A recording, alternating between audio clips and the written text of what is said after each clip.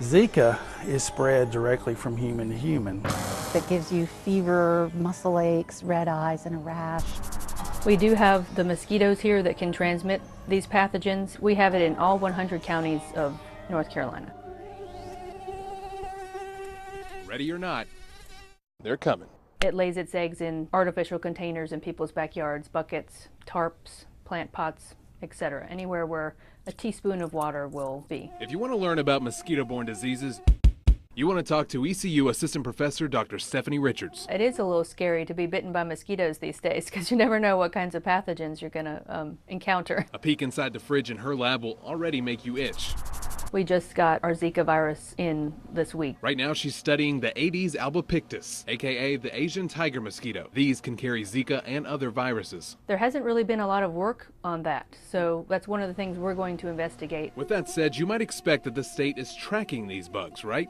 Wrong. We asked State Health Director Dr. Randall Williams. Does the state have the resources necessary to actually track mosquitoes? Absolutely, we're putting that into place, Jonathan. Putting that into place Because right now, it doesn't exist. For years, the state had its own pest management control program, but with budget cuts, lawmakers disbanded it in 2011. In the past, they were because we did not have that emerging issue to the degree that we see now. The last bit of money left over for mosquito control was finally dissolved in 2014. We have already started the process of hiring and putting into people's place using our own resources. When we have something like this pop up, is it dangerous that the state has cut all its funding at this point?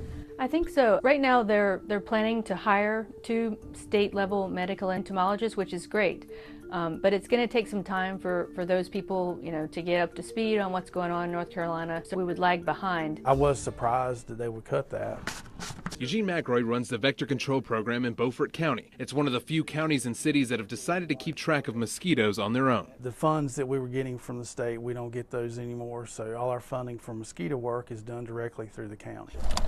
During the summer, they trap mosquitoes here on a weekly basis. And then we put them under the microscope and identify each one of those down to the species level. This way, they know what and where potential problem mosquitoes are. We have diseases out there, and by having those funds available, it certainly helps to be able to do what you can to help prevent spreading it. Now, the state is keeping a close eye on confirmed Zika cases. We're one of 12 labs in the country that are considered an advanced lab, so we are gearing up to do the test in North Carolina. Especially when images like these have captured the world's attention. It's more our concern that it may be associated with birth defects that has us cautioning people. But aside from a vaccine, tracking, spraying, and surveillance could be the best defense we have. I've already had conversations with people in the legislature and within state government, so those conversations have already started. It's a step in the right direction, but we need to make sure we sustain those positions, even in low budget years. In Raleigh, Jonathan Rodriguez, CBS North Carolina investigates.